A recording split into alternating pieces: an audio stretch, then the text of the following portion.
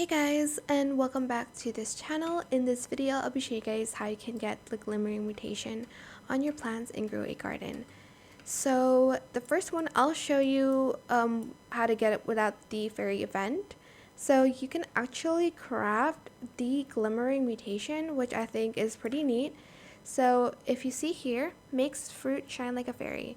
You're going to select craft. You'll need a cleaning spray, an orange tulip, daffodils, and mango. I don't think I collected the daffodils. Hold on. Let me just get this one. And let's just use the recall wrench so it's faster. Okay, now I'm back. You will need the cleaning spray. You get it from the gear shop. Craft. Submit. And then tulip.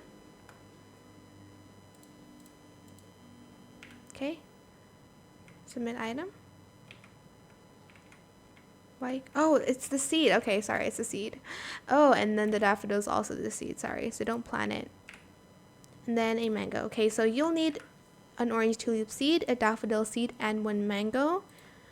Submit item, and you're just going to start crafting. It's going to take 15 minutes, and then you can apply your Glimmering Mutation to your plants without having to wait for the fairy event or without having to wait for you to get it in the prize.